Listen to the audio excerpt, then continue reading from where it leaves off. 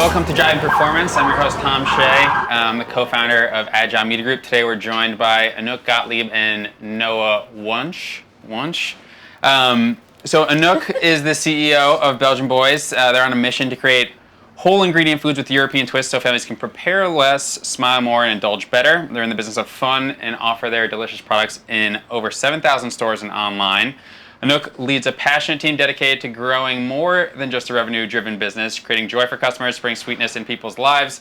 Belgian Boys is, without question, a company with happiness baked in. And Noah Wunsch is the founder of Ruby. The line of drinks is a refreshing option that sits between the description of functional water and plant water. It is the first hibiscus-only hibiscus water and delivers great health and taste components. Guys, welcome to Driving Performance. Thank you for having us. Yeah, this is so fun. Yeah. So I start off with the same question every time because a lot of people are going to be on audio only when they're listening in. What the hell is going on right now? How would you describe the situation? Well, we're in this glass box, which I've never sat into one. There's Nathan's hot dog stand, yellow cabs, and the whole city is here. So it's quite hard to describe, right? I honestly, when you asked what the hell was going on, I thought you meant from a global macroeconomic perspective, and I was gonna be not a lot of good things. Yeah, it's not good right now, Tom. We were just talking about world peace beforehand. It ain't good. Yeah. It's not there right now. But yeah, now. I'd say Anouck, you described it. All right, so Anouck, Noah, do you guys know each other? I know you do. How do you know each other? Is there a story there? So take us back to how you guys met, if you remember how you met. Anouck remembers better. I remember the tidbits after, but she immediately was able to call who introduced us. So I'm going to let you start it off. Okay, I had to think really back, but actually it's my friend Jessica. We'll give a shout out to Jess from Kimai. She has a lab-grown jewelry brand. She's amazing. And she introduced us, and it was in the pandemic. Okay. And we had coffee, another shout out, Blank First Street. there was a phone call. Oh, first I of was all. unloading Oh my my God! bag. No, wait. We have a phone call. Yeah. He's driving this car, and I see 25 cases in the back, and he's let me pull over for a sec. And nothing's changed, right? You're still doing that. Unfortunately, nothing has changed. The more things change, the more they stay the same, Tom. Yeah, that's fair. I think you were on the way to I don't know, Whole Foods or the warehouse. warehouse. We were pre-launching. That was pre-launch, so we were going to the warehouse. To the warehouse. Yeah, and I was literally I was calling you to be so tell me how I do this. Yep. Yeah, and she did. Right, it's working great. Yeah, so. it worked out. And then we went to grab coffee, and then, Friends ever since. Friends. Yeah, awesome. So there's going to be a few stops on this route as we are in a truck. So stop 1 is going to be sort of origin founder stories. Stop 2 is going to be some brand specific questions that I prepared for each of you, sort of round robin style. And then stop 3 is going to be sort of thoughtful brand intersection questions, things that as we're doing some research, you guys might have the same take on, different takes on, but a question that can be asked of both of you at once. Then segment 4, stop 4, is what we're calling the hot box, and I'll leave that one unknown for now for the audience. Then stop 5 is the literal end, where we get off the truck. So, stop 1, origin stories, and I want to start with Noah. And I sort of want to, take the proverbial red pill and go down the rabbit hole. It's the red pill, blue pill? I think it's the red pill. I think Neo we're trying to figure that out pill. before this. Okay, got it. Yeah. And so from the beginning, who is Noah? What sort of early experiences shaped Noah? And how and why was Ruby launched? Oh man, it's a big question. Yeah, sorry, I know that got a little profound pretty quickly. I also feel we do have to kind of start off by saying that when we say red pill, we don't mean it in the super right conservative mentality of the red pill. Just I think it's important to say. They should have picked different colors. It might have been orange better, and pink. Or Ruby. Ruby and pink would have been great. Yes. I'm a born and raised New Yorker, so I'm glad to be in this truck in New York City. Feels pretty authentic. It feels extremely authentic. I grew up downtown, so a lot of just downtown went into Ruby. That all just got infused into this weird little brand universe that we've built. But professionally, I don't have any through line to my professional career, which is what I like. I started in media at the Paris Review, running business development for them. Before that, I was in editorial. After that, I was in fashion media. After that, I was in startup tech. After that, I was at Sotheby's, which makes me sound a lot older than I am. Yeah, but it just means I was just like a really ADD kid. Like I was like every 6 months, I was like, change my job. That's like status quo now too. Absolutely, Right? yeah. People, if you're over there for like 2 years in corporate America, you're sort of like a dino. You can era. tell when people start losing their edge. Yeah. When you're like, I don't know if you're as into this as you used to be, because you get a little tie-tie. But yeah, it was at Sotheby's that I started making it hibiscus at home for me and my wife, because I realized everything I was drinking was full of sugar.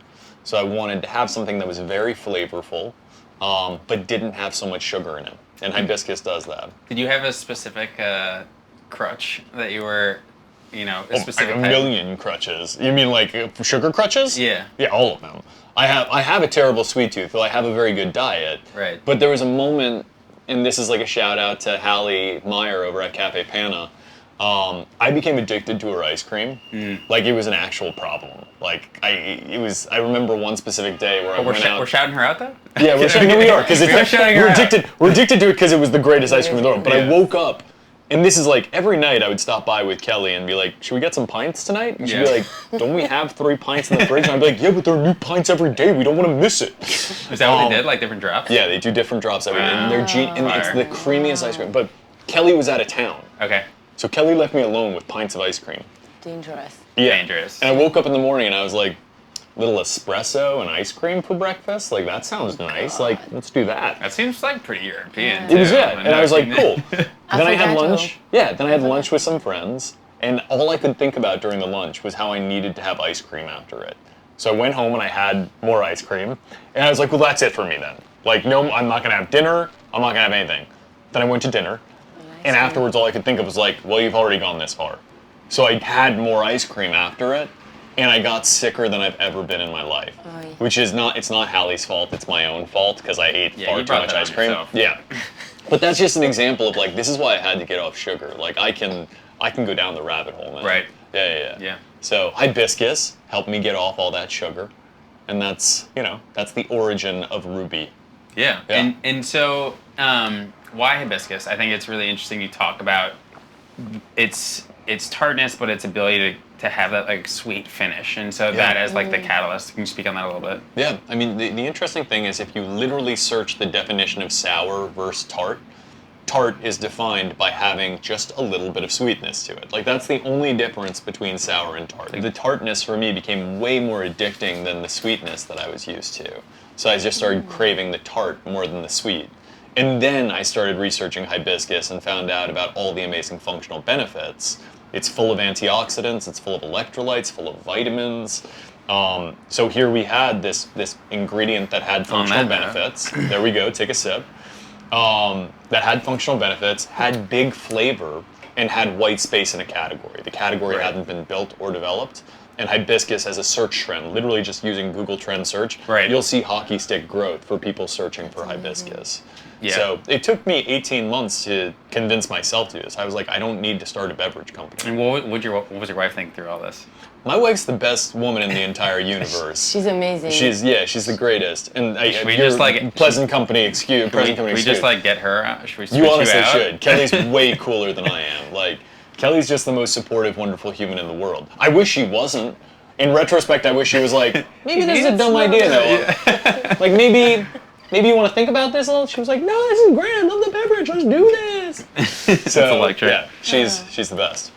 And then, real quick before we get to Anouck, talk about the branding. I think there's a pretty fun story with Maury Talmer and the original renditions and things like that. So, can you take us through the evolutions, I guess, Many before iterations. you went, I guess, was it before you went to market or during? Yeah, before. I mean, we've gone through a lot of design iteration, but if you want to just zoom in on that can. Available everywhere now. Ooh. But we started in a glass bottle. We were a still product to begin with. And We started in a glass truck. So. Yeah, exactly. And I started working with Maury Talmer, who I've known forever. When I was in fashion media, I worked for this very cool downtown magazine called Bullet. And Maury was like the creative genius of Bullet. And he's also a very zen dude. Like, you can have very cerebral conversations with Maury, which is why I love him. So as soon as I knew I was doing Ruby, I was like, Maury, you're my guy. and we went through really intense sessions. First with the name Iggy, and that didn't work out because Iggy's Honey Brew Kombucha has the trademark on Iggy's. Shout out to Iggy's Honey Brew Kombucha. We're just shouting out homies now. It also rhymes to Siggy's. Yeah, it did rhyme with Siggy's. Was that intentional? The Siggy's no. to Iggy's? No, it was brought up. No, Yeah. like it was for Iggy Pop. I love Iggy Pop. Like Deadass? Yeah. Seriously, the essence of the brand, I was like, I want it to feel like Iggy Pop. Fall in Love with Me by Iggy Pop is like one of my favorite songs of all time. But yeah, that didn't work out. So, but they had done all of this work on Iggy, so we had to pivot to Ruby, which totally makes way more sense for a million reasons. But the brand brief I had given him as that downtown New Yorker who worked in fashion and Sotheby's, asshole, was like, I want this to be subversive. I want it to be cool. I want it to be downtown. I want it to be like the Dover Street Market of beverage brands. And they were like, are you sure? And I was like, yeah, I'm sure. And I remember Maury, like, he went into his, like, creative hole for, like, 6 weeks. And he came out with this design. And he was like, I'm ready to show it to you. He showed it to me. And it was awful. Oh, yeah. He had given me exactly what I asked for. Like, it was super cool, super subversive. When you say awful, is it like, describe that a little bit? Because, Well, I haven't seen it, so I'm curious what I think awful we your posted it definition way back is. when. We posted it way back when. It's just, and by the way, like, he got a lot of likes, and Maury was like, "See, it could have worked." But it was like ultra minimalist. Okay. It looked kind of like probably what was going on in hip hop albums at the time. Got it. But like the branding was tiny on it. Like it was hard to read things. It almost had this weird, like, the only way I could put it is like underground pizza aesthetic. Like if there was like a dope pizza shop. I can't wait to add that into the podcast where it just flash frames to We'll give you the image of it. aesthetic. You can see what it looks like. Like if there was like a sick pizza spot that was like a speakeasy pizza shop in New York City, There should that be version one. of Honestly, Ruby, I'm sure there are. you guys want to quit our Yeah, jobs and should. just Yeah. open that? If it doesn't I'm looking exist, for we any should, out. right? Ruby would have been served there. Got it. For sure. Yeah, but I With had the old design or the new design? the old design. I mean, the new design too, Oh, but so like fun. in a different way. Yeah. Yeah. So I had an existential crisis and breakdown from that, and As one does. yeah, fully like went into just like a black hole, and emerged like the Falcon, the Phoenix from the ashes, and realized that again, like the point of the brand isn't exclusivity, it's accessibility. Right. And Right. You we gotta design for like a bigger TAM. Yeah, Right? yeah, something that feels friendly. Right. And like you can be cool. You can be cool and Right. accessible. Like that's what Nike does. It's aspirational accessibility. Absolutely. Or accessible aspiration. So like we just went back to the drawing board with the word friendly. And that changed everything. And then there's the Rubyverse, but that's a whole other Yeah, whole we'll other get can to of the worms. Yeah, we'll Rubyverse. get there, man. And did Yeah. Maury do the second iteration as well? He did, yeah, but we also worked with an amazing illustrator, Robert Beatty, on that. Okay. And Robert is known for his work doing album covers. So he Oh, did the album cool. cover for Tame Impala. Oh wow, My Morning that's a- Jacket and The Weeknd. Damn. Yeah. That's sick. I didn't know that. I didn't know that fact. That's cool. I got you. think it's so interesting also because if you think about it as founders, you always tend to like complicate things. I remember also by us in the beginning, you're like, it needs to be cool, it needs to be this, it needs to be that, and you think about yourself and not about the consumer. And then you're like, well, how would somebody think about it when you see it in like a Whole Foods or in a Target? And putting that consumer eyes on it, like you're not the consumer. It doesn't need to be cool for you. It needs to Yeah. You're so right. be for your audience. I think I'm very active on like CPG Twitter and stuff, and like I think there are some of those echo chambers of people like, this is cool for our small little group, Yeah. but you're in consumer where we're literally like a drop in the bucket in terms of if you're going to try to make like a big business, you need to go mass market and you sort of need to get out of your own lens and get into the consumer lens. So I think you're absolutely right. But yeah, I've always thought this is one of the most unique products in honestly like a very crowded space, but I've never had anything like it. And I think it's incredibly well made, not from a branding perspective, but there's almost like brand in the liquid color to Yeah. me, where like it's so unique and just not like anything else I've had. So an awesome product. But I want to switch gears to Anouck. As we should. Yeah. Belgian Boys has one of the most incredible origin stories, and oh, that's adorable. Dates back to a plane ride, and Yeah. I gotta be honest, listening to it, it almost feels like it could be turned into a movie. There's elements of romance, nostalgia, hard work paying off, and hopefully continuing to pay off. But before we even get there, let's start from the beginning. What were you doing before Belgian Boys, and can you tell us about how that plane ride, Yes, I think yes. for like a job in the fashion industry, has led to Belgian Boys at 7,000 Well- plus stores? Well, I like that movie. Maybe one day we can make that come true. We have right? the crew right here. Do you want to stand? It's called The standing Wedding for Singer. Greg? We already saw it. The Wedding Singer. Greg had the guitar. It was a good God. vibe. Well, Were you I there? mean, I wish. no. It's like, damn, you guys are better friends than I thought. No. Well, I mean, I'm from Belgium. You hear it from my accent, right? I'm not a born and raised New Yorker. I love New York. I live here now, and I mean, New York for me was like the American dream. I grew up watching Friends, and like wanted like that was the cool thing, right? So you live in this small town in Belgium, city in Belgium in Antwerp, and my passion was fashion. I loved fashion design. I grew up in that world, and I went for college in fashion design, and then I came for an internship to New York City. I was like, The dream. yeah, I was like I was 21 years old, super excited to be a fashion designer. I worked at Zac Posen, Donna Morgan, and I met a guy on a plane. So Greg and I knew of each other because Okay. we're both from the same city in Antwerp and the same community, but we didn't know each other. So we did for 5 years. So when he went to Boston to college, I was like 13 years old. I was like, a kid.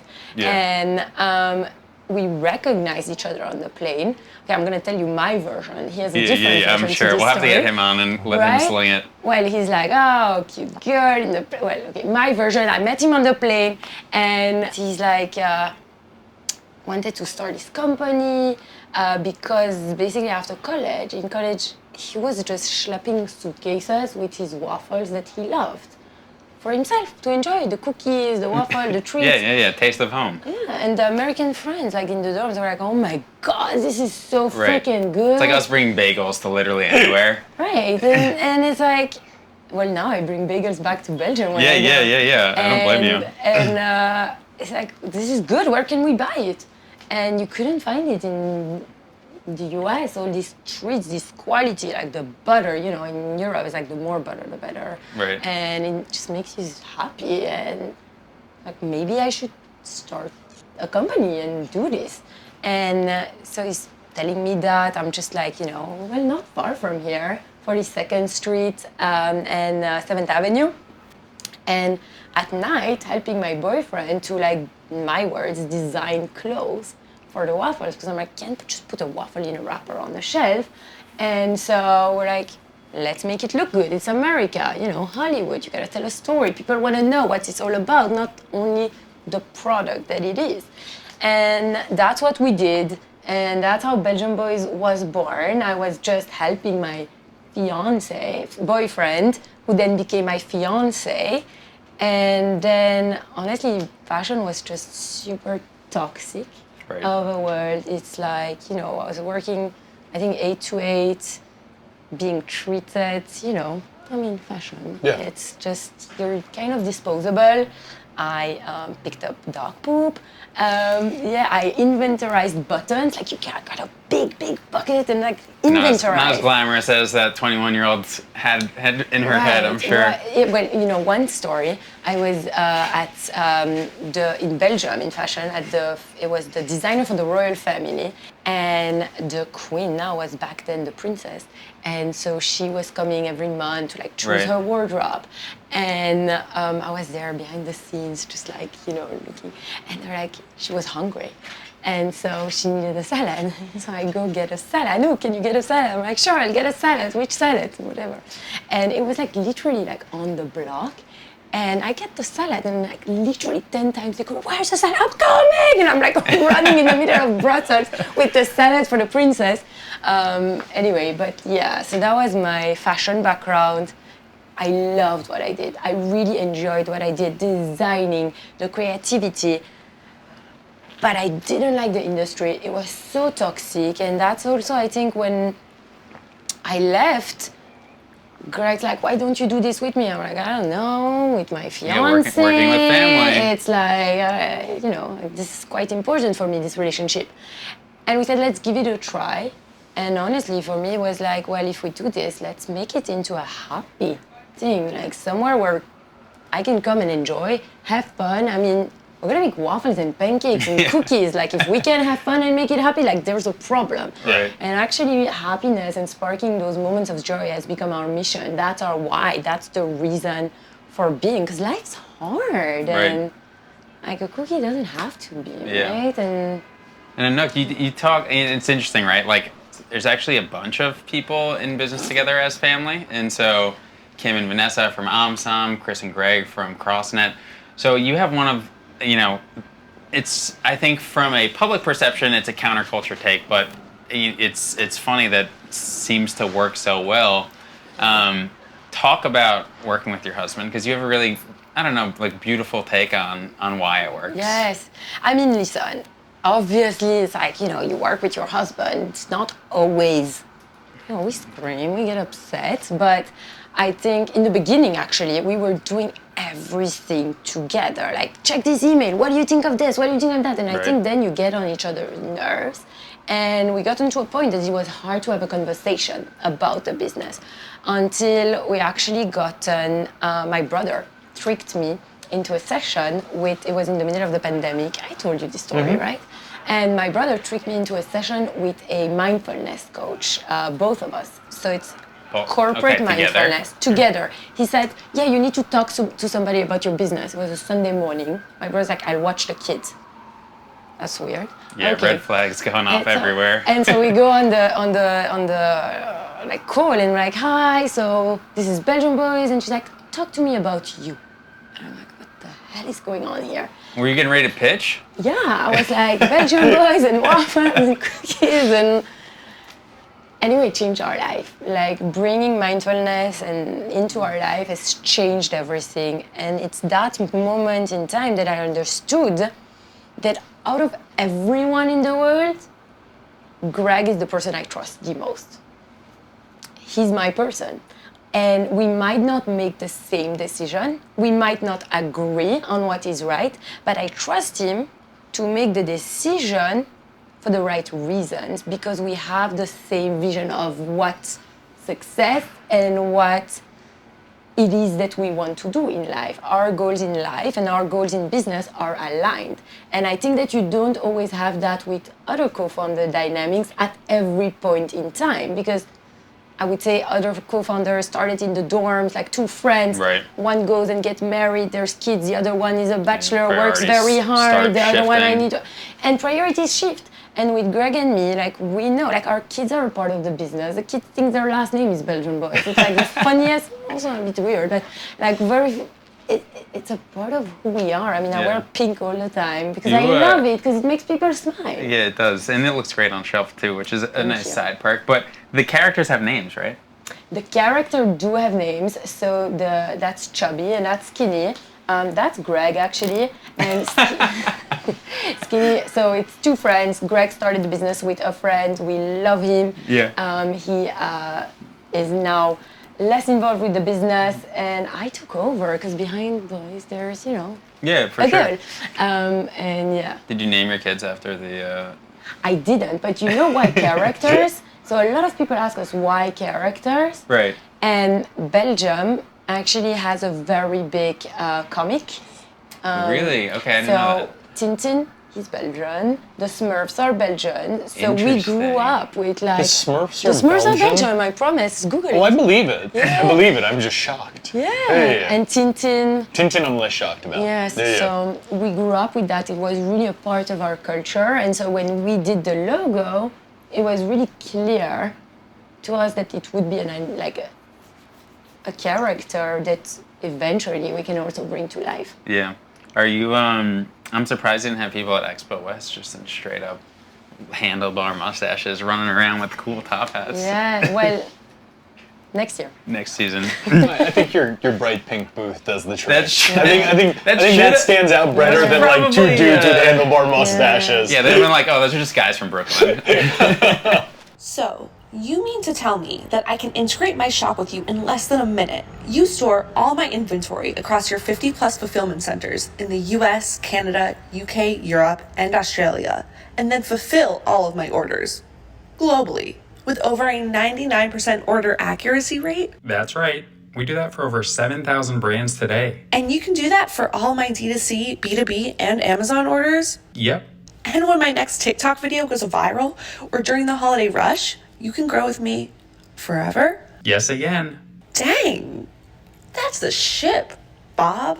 Check out ShipBob at shipbob.com to unlock your fulfillment provider that acts as your personal chief supply chain officer. So, stop 2 on the route, brand specific questions. And no, I want to start with you and just go deeper down that rabbit hole that is Let's go. the Rubyverse. Let's go, man. So, it all, I was doing all the sleuthing online stuff. It all feels like one crazy fever dream, but in the best way possible. And you brought fun and I think unique brand to what's traditionally been like a really sleepy functional category. And the branding is unlike anything I've seen, as is the Rubyverse. And like the thing that my mind goes to when I think functional is like Soylent, which is like, you've seen that branding. It's the most like, minimalist. It's the most minimalist. Yeah. Or like when you think of a performance sneaker, it's like a picture and then all sorts of specs of like all the performance stuff. And so you've been able to sort of merge those like functional elements with fun without being like, I don't know, extremely in your face about all those functional elements.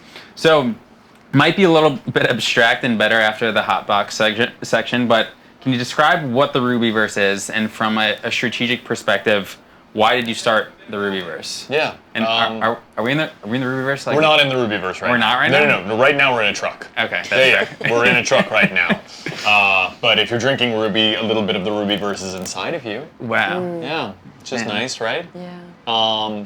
So the Rubyverse, I always say that there's like the literal manifestation of the Rubyverse, which is a sci-fi universe that we created around Ruby. And Ruby is the weapon that is against the great vanquisher of planets known as sugar.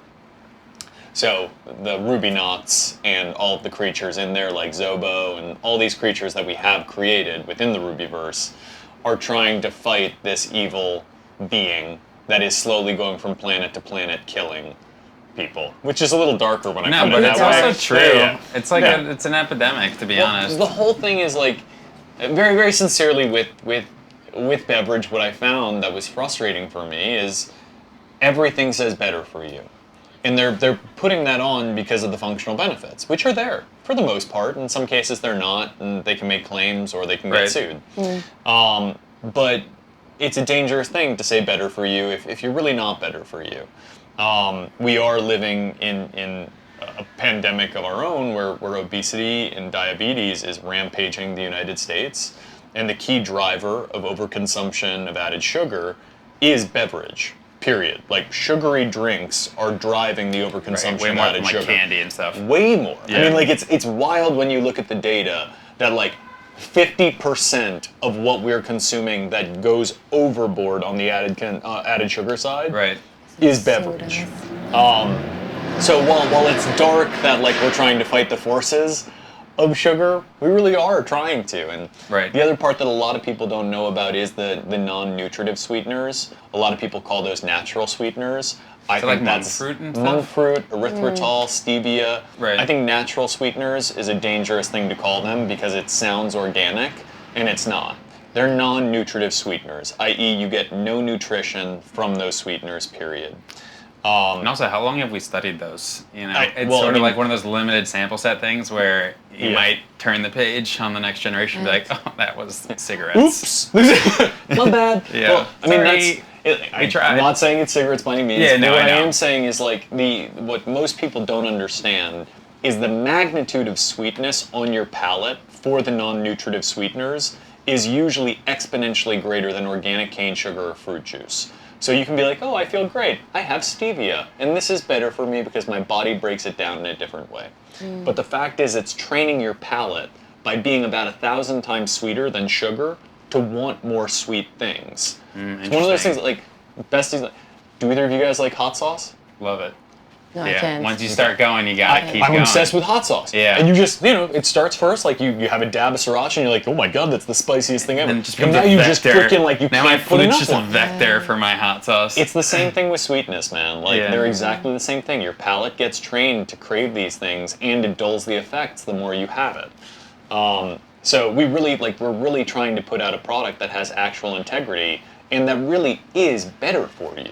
Right. It has the functional benefits, but like, I always like to say this, and it's the most important thing, we have the cleanest ingredients in organic functional soda. Period. Compare us to anyone at the grocery store. Literally, like, take our panel, take someone else's panel.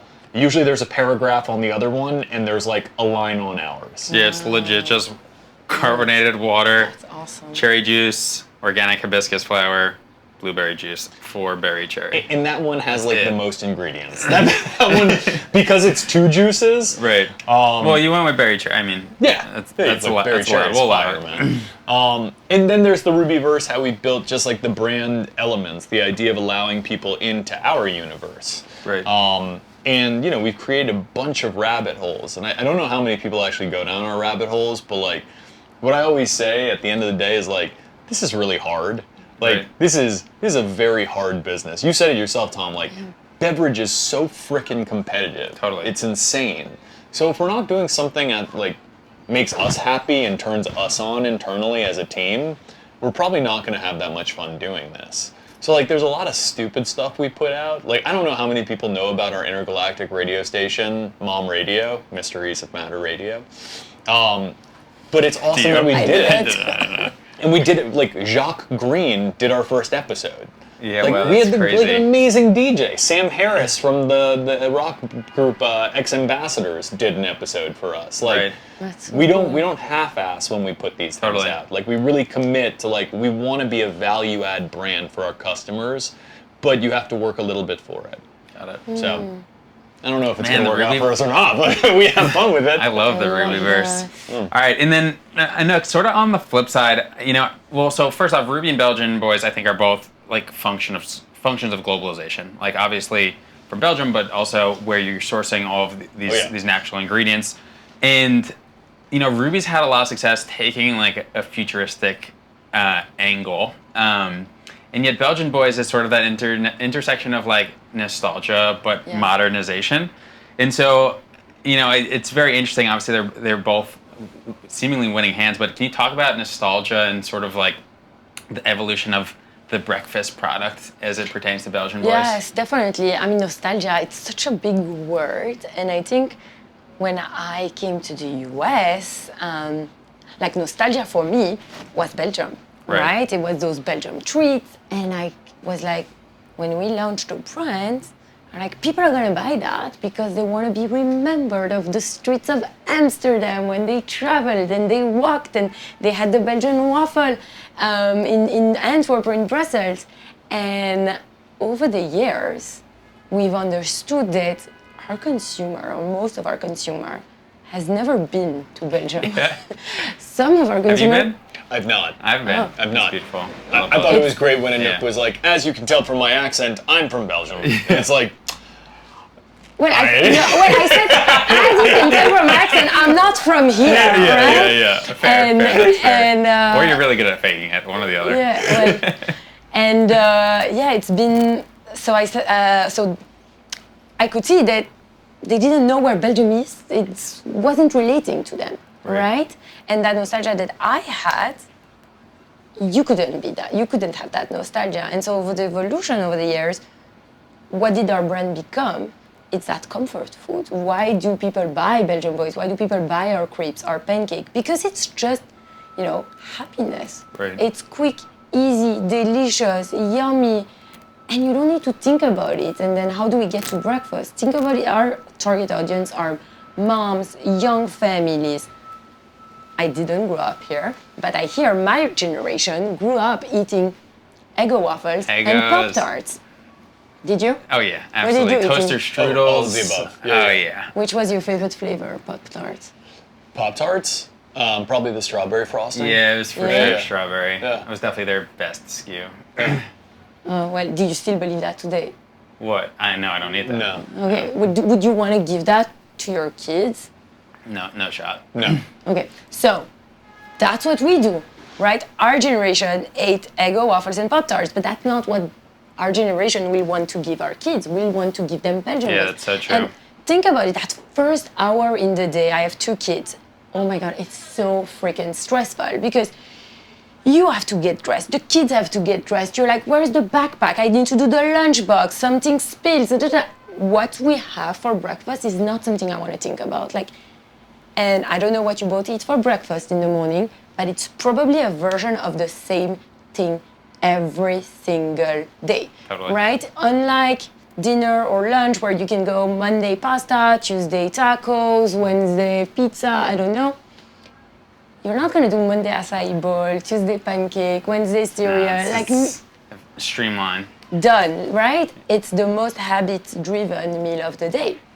And so we That's are so interesting. and so we have the ability to really get into the consumer lives on a weekly basis and be that staple item in the refrigerator that just comes back.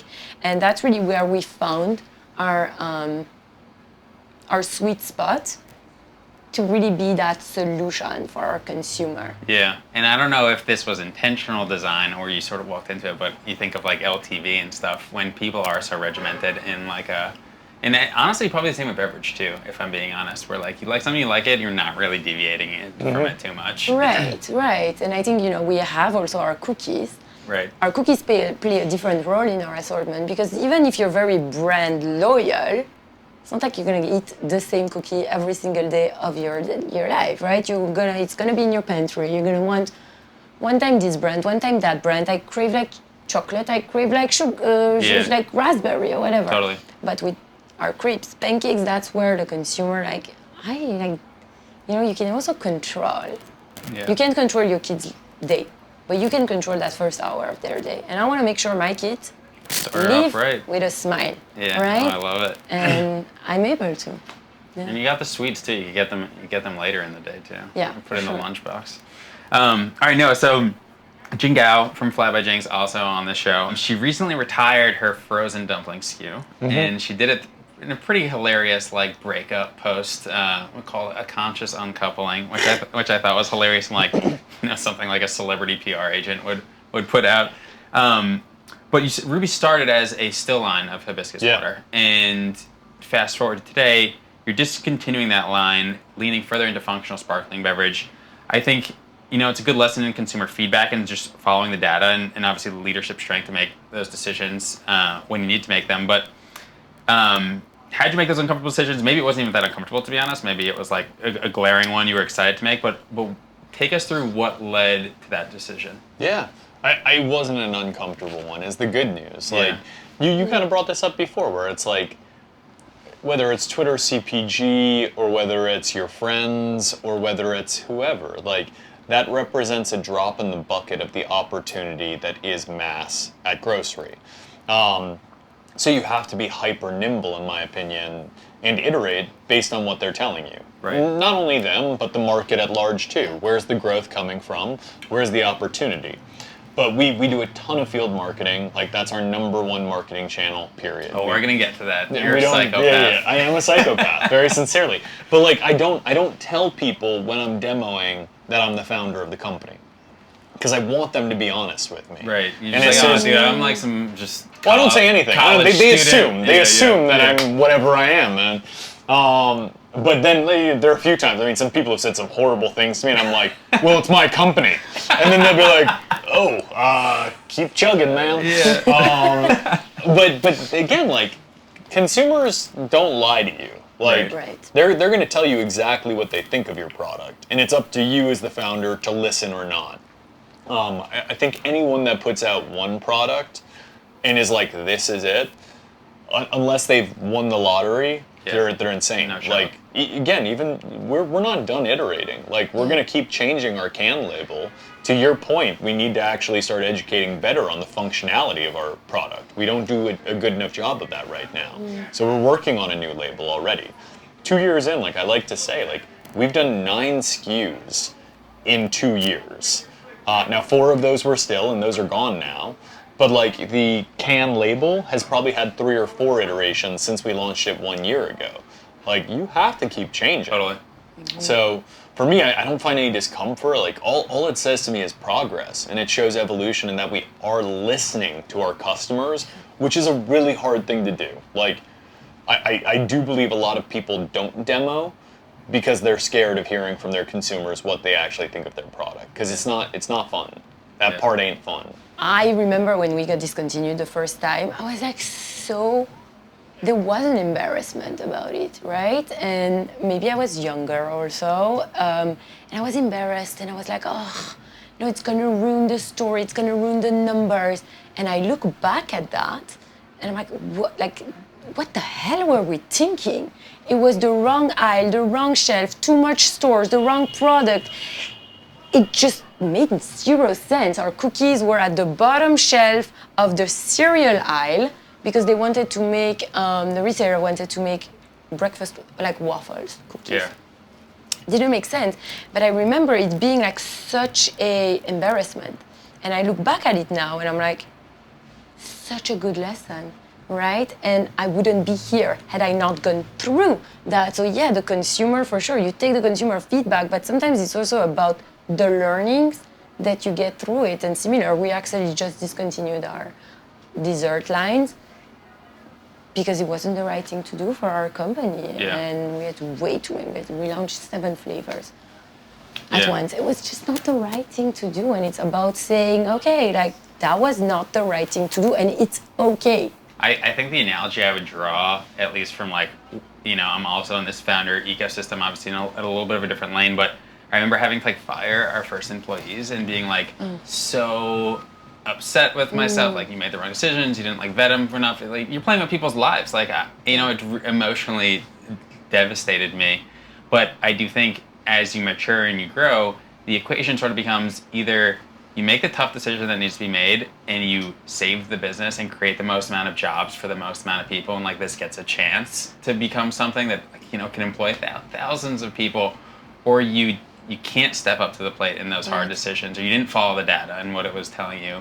And yeah, I don't know, it's I think you make a really good point. It's just like, as it probably just keeps getting easier and easier and easier. So Yeah. the pancake cereal launch, Anouck, from For You page to IRL.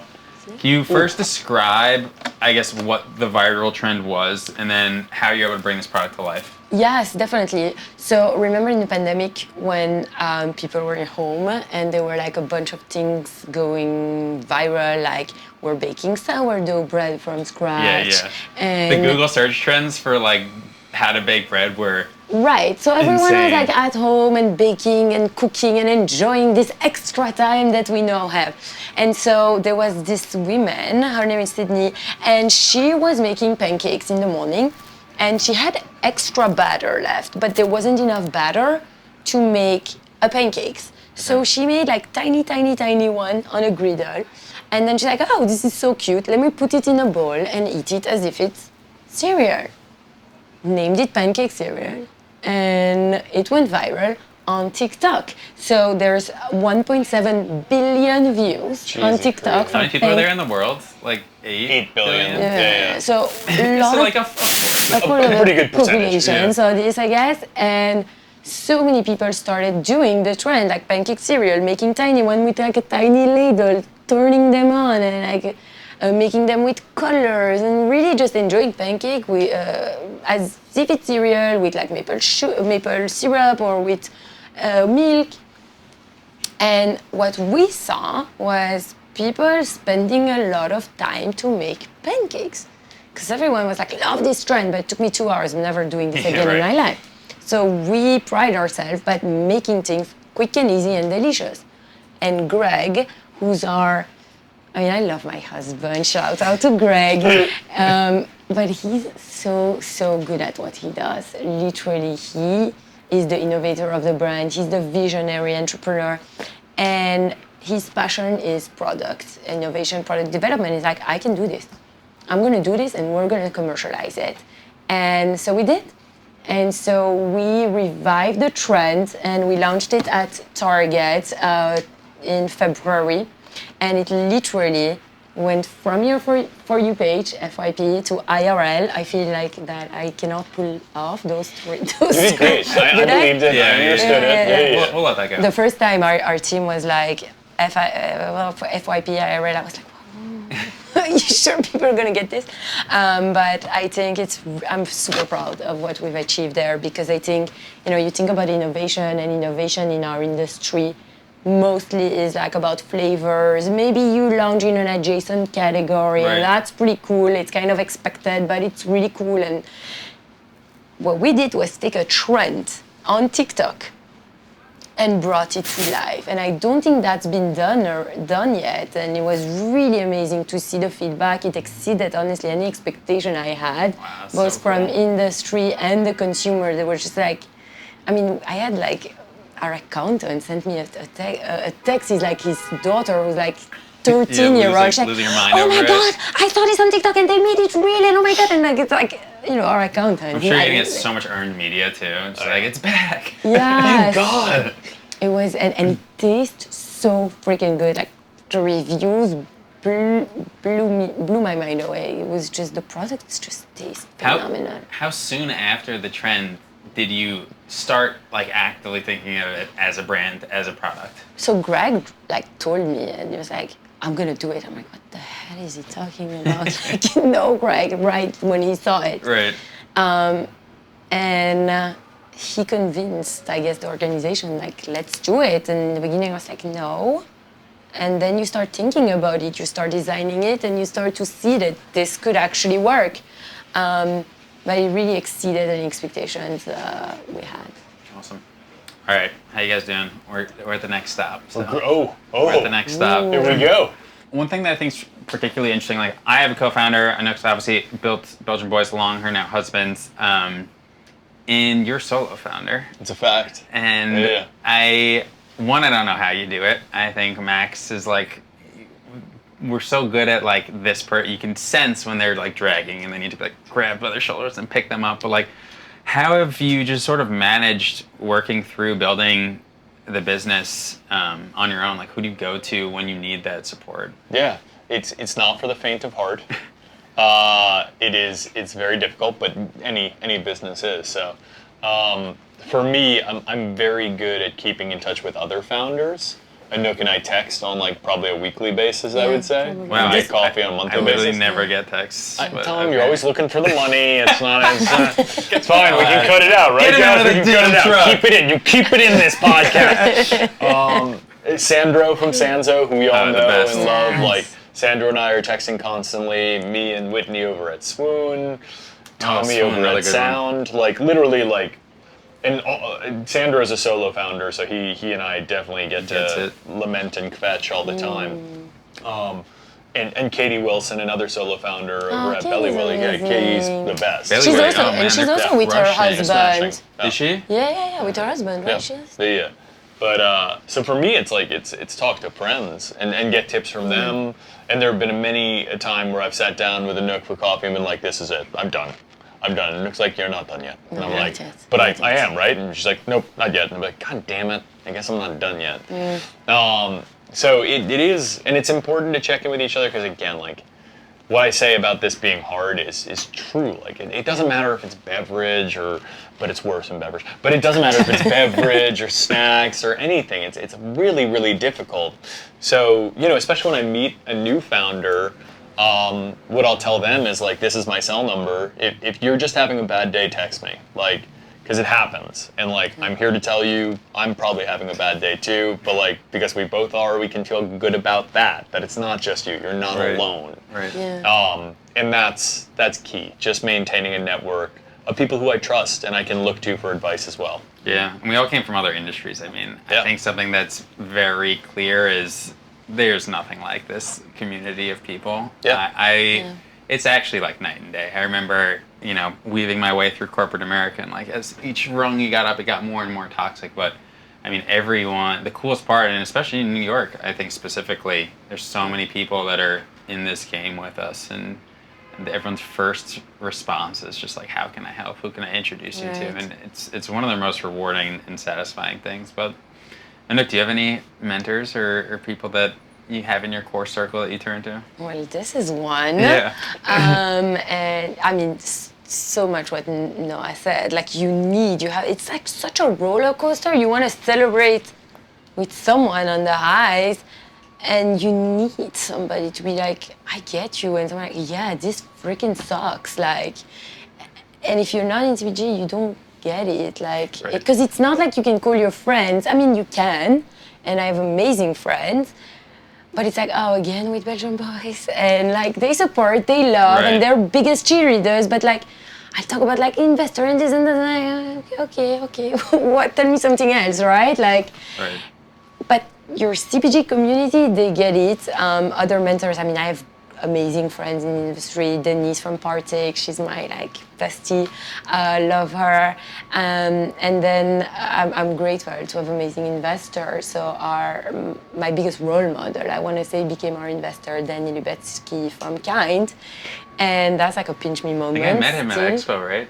He's like the kindest human being. Yeah. He's so smart. His whole team is just really, really great people. And it's someone to look up to and to ask and just have open conversation. What do you think about it? And you can't do it without that support system. And yeah, I work with my husband. I have that. He's my rock, but I also have my CPG friends. And I really think that with some, it became like, year one, like real friendships, right? Not only like, what are you doing? And what you're doing tonight and things like that. I remember when we were starting, I was new to the CPG scene, and it definitely started with like an explicit sales agenda. I was like, oh, I'm going to like meet brand founders to sell them, and very quickly it became actually just like, these are the people that get what I'm going through, understand how difficult this is,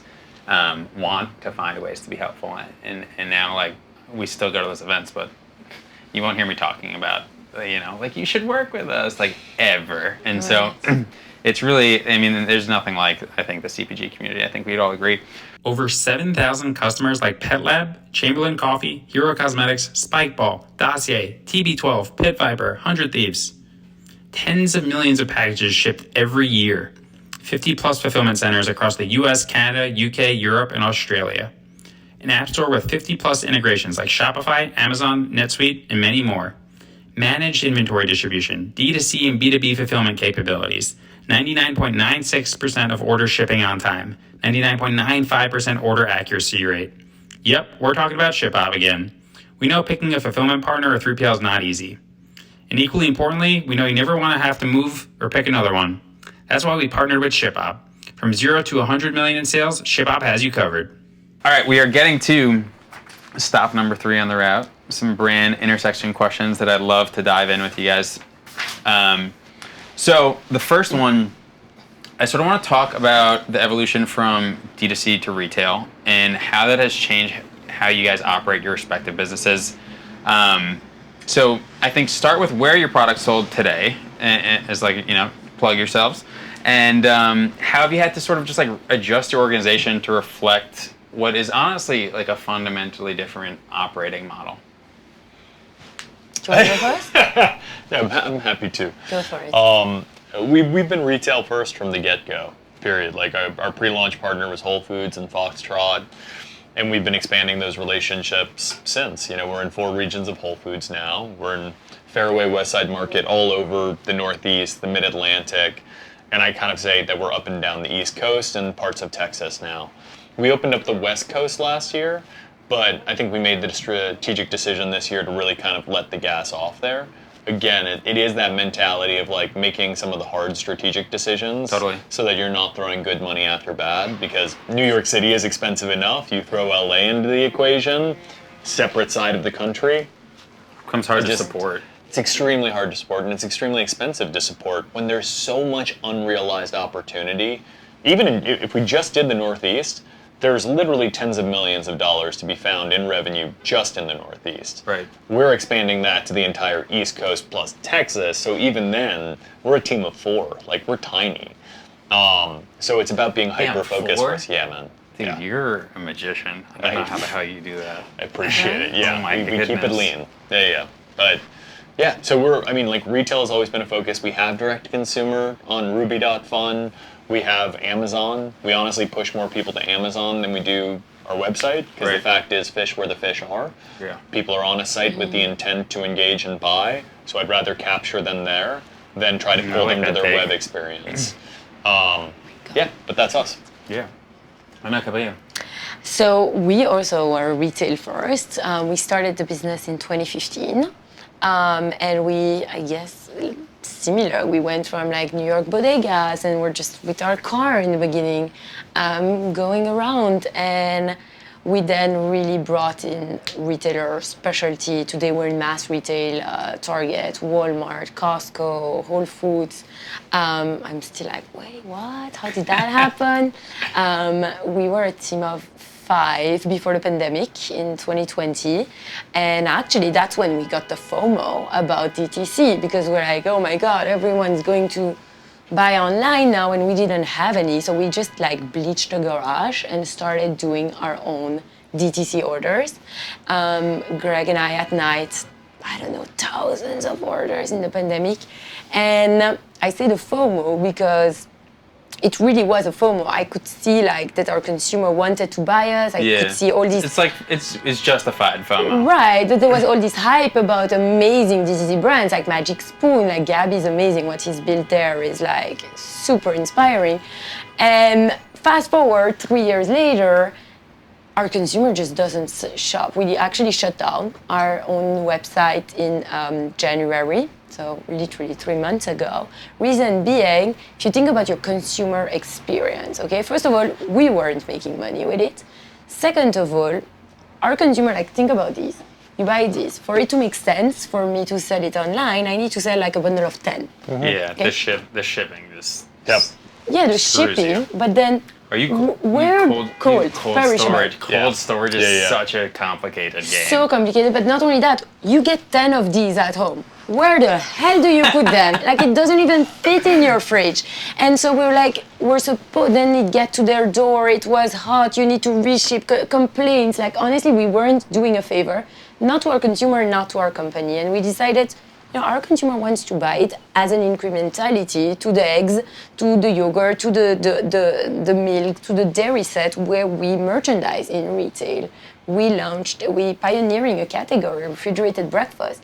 That's the experience that we want to give our consumer. And our consumer was actually having not so great experience buying on our website, and we made that decision. Is it the right one? I'll tell you in 2 or 3 years. Yeah, right. This next question is sort of an extension, and Noah, you touched on it, and I also want to make sure we talk about like the evolution from freezer to fridge. But you guys operate retail first businesses, and I'm curious how you think about supporting so many doors. And no, I think you had some good insight. Like when people are like, "Yeah, I got into Whole Foods nationwide," it's like sometimes it's like not something to be excited about. Yeah. Sometimes you don't always get that choice, right?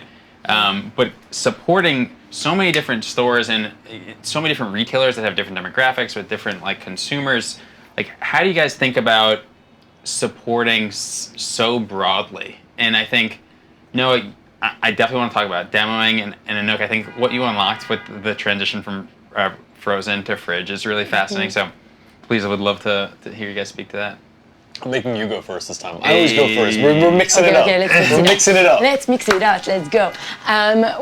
So Greg and I come, and it's our first meeting as a retailer, and we show crepes, pancakes, waffles, and they go like, "This is frozen breakfast." And I look at Greg and I'm like, "What the hell is frozen breakfast?" Like, I come from Europe. There is no frozen breakfast, right? Think about it.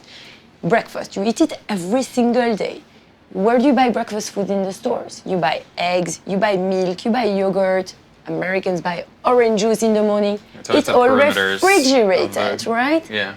So why do you make people walk all across the store to buy complementary items to that and stock up in your freezer on an item you're going to eat every single day. Like, it literally makes zero sense. So Greg and I were like, we're going to bring it to refrigerated. And people told us, you guys are crazy.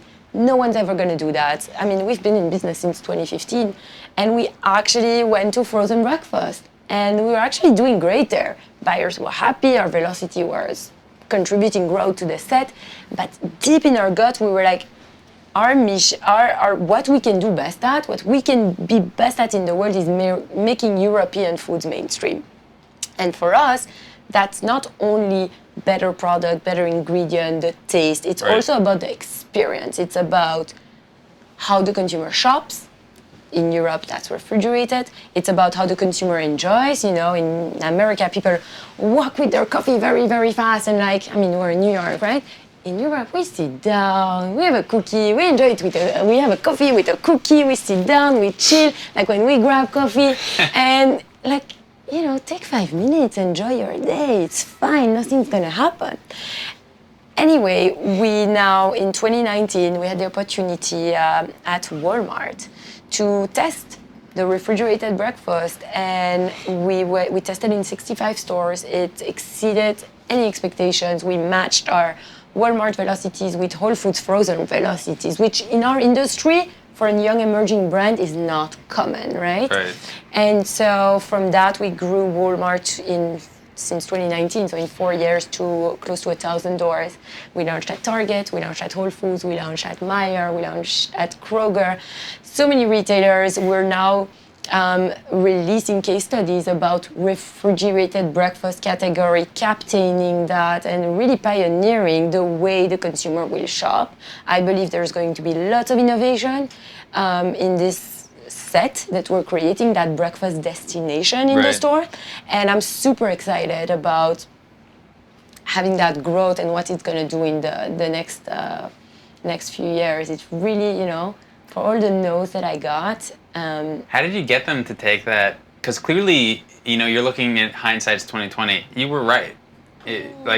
Clearly, not only it's partially like, I'm trying to move my brand forward, but also they're just trying, you know, the retailer's trying to move product and get the most amount of sales possible. Right. Well, I think, you know, sometimes you're trying to invent something, right? And you're trying to invent something to create brand equity, like, let me get secondary placement somewhere, and that will bring more revenue. In our case, we were just bringing something that is a proven concept in Europe. Like, that's the way the consumer shops in Europe. And we believe that it's going to work here as well. It really makes sense. It's not a trend, right? Again, would it work?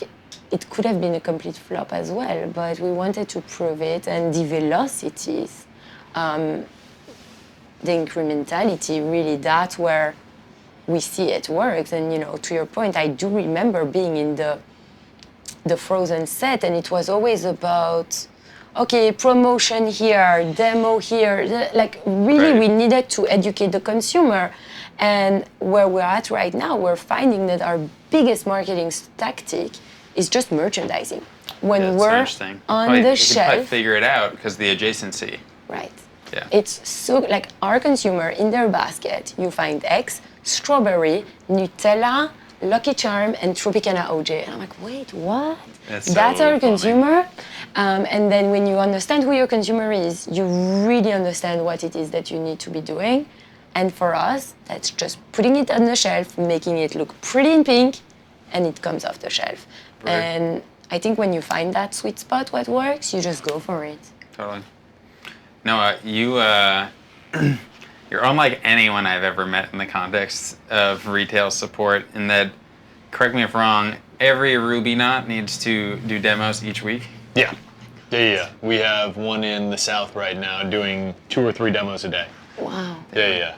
And so talk about retail support and your strategy. I think it's probably, obviously, to support sales, but it's also sips on lips, and it's also just like probably learning from your consumer. Yeah. So just talk about how did you get into that practice? Why did you get into that practice? And obviously you've made it part of the culture of the company. Yeah. So I'd love to just hear you speak about the importance of it to your brand. Yeah, they're like taking a step back, which is even more important almost, is like, How long has Belgian Boys been around?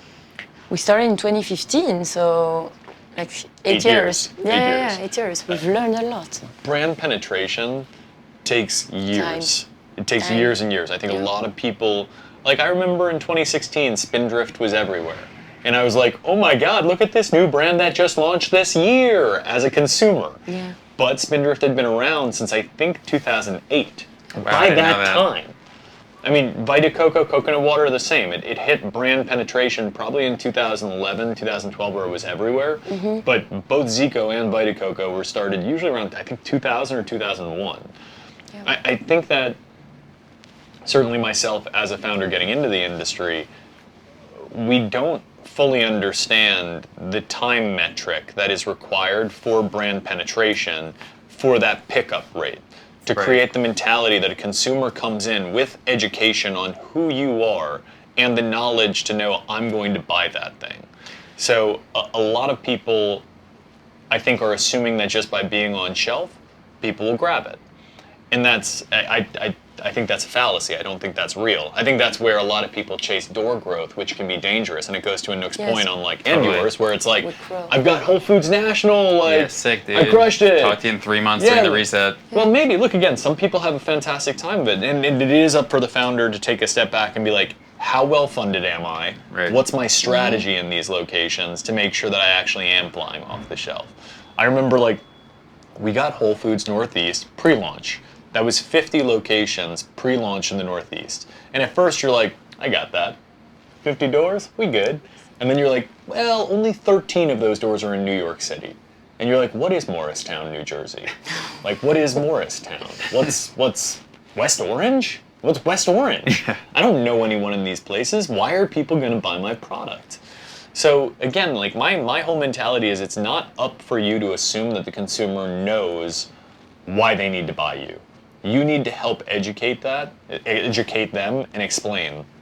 What we keep challenging ourselves with every single day is how we can create an aura. Because the fact is, like, on a good day, a great demo will sell 100 units. And that's normal for us. But if we actually start taking a step back and we say, maybe we're doing some BOGOs on this, maybe someone bought a mixed case, we spent 3 hours to sell 25 customers on our product. That's not a good use of time. So how can we do it better? And how can we assure that one of those 25 is going to be compound value for us Right. week over week? Right. And that's always the mental model we're trying to challenge ourselves with when we're doing these demos from here on. Yeah. And it's not easy.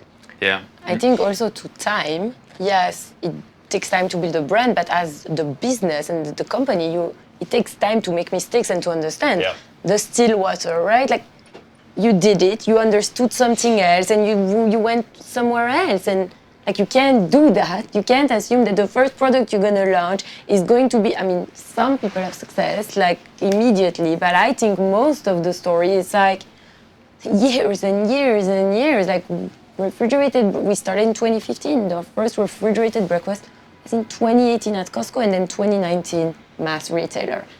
4 or 5 years into the business, it takes time to get there. Yeah. Yeah. The other part, and like, you're in a different stage, period. But like, a lot of the founders at my stage, I'm just like, what's everyone doing? What's everyone doing with their day? Because I'm like, we know the doors we need to go after, like, and if we're going after them, we know what the review cycles are like. They're on a quarterly basis, Totally. so you get like Right. maybe a week and you prep all your stuff. But like, otherwise, like, what's everyone doing? It's like, that's why I demo all the time too, where I'm like, I don't know what else I'm supposed to do right now. God. Like, there's nothing really to do. Like, I need to be in store selling this stuff, because otherwise, Love what? that. I'm like, I'm gonna send emails? That's not gonna sell my product. Right. Yeah. So, I I don't agree, know, man. those are conversations I keep having with people. I'm like, what How many? do you do? What is it you're doing all day? Because I want to know what I'm not doing. It's so right. confusing. Like, how many demos have you done? Hundreds. Hundreds. The guy's Yeah. nuts. Easily hundreds. I think we should count. I Like, you could should- go you on my should- count. yeah, Hundreds you is the should easy keep answer. going. It's definitely hundreds. I love that. Yeah. Okay. Quick final question on this stop, and I know it's a hard one to keep short, but What's the dream for Belgian Boys and Ruby, respectively? Oh, you can go first on that one. Oh, I get to go first? Go So first, the dream go for first. Belgian Boys. The dream for Ruby. I don't know. And it's a good question. And it's one I probably should have asked myself more of when I started the business, very sincerely. I don't know the answer. Yeah, I don't either. And I met with a founder who I really respect, and their business is leaps and bounds ahead of me. I mean, they are the prime example of a beverage company right now in the emerging category. They're amazing. And he told me, he was like, we have never thought about acquisition. We don't build with acquisition in mind. I think it's dangerous if you do. It can be. But he was like, the one thing he shared with me, which was really helpful for me in that moment, was like, this is a privilege. Like, not everyone gets to start their own company. It's a privilege. Like, remember how lucky you are every day. Got that mantra tatted. I love that, man. It's real. But the other thing was, again, that like, he doesn't think about business that way. That it's like, we just need to keep doing what we do. He said, again, one model is you can grow for acquisition, and that's growth at all costs. Right. But you can take a step back and ask yourself, like, do you want to build a business that does 10 million in revenue annually without the mentality of growth? And that 10 million will be profitable. You're going to figure out how to hack 10 million in revenue annually in a profitable way. And that's really exciting to me. Because again, at the beginning of the year, the playbook changed this year. I think we all know, like going back to the joke of like, what the hell is going on right now from a macroeconomic environment, like the playbook changed. It's not growth at all costs. Every single investor meeting is going to be, what's your path to profitability if you're not profitable already? And that's a good question. Like the playbook prior to was burn as much money as you possibly can to get to $50 million in revenue and really show that there's around the corner profitability, and maybe you'll get acquired then. Right. And that's not a good business. Yeah. Like that's not how a business should be run. So it's an interesting time to take a step back and challenge yourself with that. So to your question, I don't have the answer right now. Like that's something we're talking about internally. Yeah. But For me, listen, I feel very... She's like, I'm going to burn as much money to get to 50 million in revenue. God. Just kidding. No, I'm not like that. It's gonna be about happiness. Yeah. See? He Strong. knew it. Strong. Well, listen. Honestly, I feel really, really lucky and blessed. I mean, I'm in a position where I get to work with my husband. I get to be surrounded by freaking amazing people. They're so smart. I love my team. I love my advisor. I get to hang out with this guy.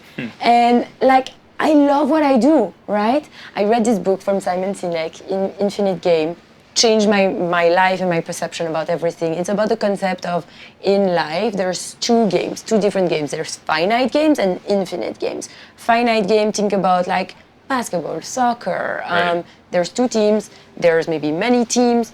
There's a beginning, there's a middle, there's an end. At the end, there's one loser, there's one winner, right? And everyone knows the rule, everyone agrees. That's what it is. Okay, in business and in life, relationships, there's no winning, right? Like what, and I think as business leaders, we talk about winning. What does winning mean? You have competitors, but you don't know when they get into the game. You have no control. Winning for you might be this, winning for me might be this. So it's not like at the end, and there are a lot of goals. There's milestones, there's wins along the way, but it's not like at the end someone goes like, here's your trophy, you won, right? Like, and yes, to your point, like, you know, the first $1 million, the first EBITDA dollar, like that's a good one, right? Let's get there. And then, I don't know, acquisition, IPO, but it's not like at the end you won. Right. So what is success, right? For me, success is having an amazing journey. I love what I do today. I have no clue how to run a company tomorrow's days old, right? I know yesterday days old, right? Tomorrow is a challenge and an opportunity to learn more, to grow, to chill out with you guys in a glass truck in the middle of New York and have an amazing conversation, right? Yeah. I'm with you. And I love that. I love that I can have this, like it's part of my life, it's part of my journey. We're sparking joy for our consumer, which in my opinion is like an amazing thing to do. And we're building this brand that has global how do you say it? No, Appeal. Global appeal to it. Yeah. And yeah, I think for Belgian Boys will live on. Hopefully, that's my dream. For Belgian Boys to live on after I'm gone, right? After I'm. Oh, this is morbid. But No, yeah. that's the infinite game. Right, think about like Pepsi celebrated 125 years. Right, those people this aren't still week. around. Right, like the founder of Pepsi is no longer here. Yeah. But the brand lives on. Joys Yeah. of the journey. That's success to me. Yeah, I think there's a quote I've always loved that one day life is gonna flash before your eyes. Make sure it's worth watching. I always thought that was always a good mantra to live by. We sold 6 million our first year and did $80 million in sales last year.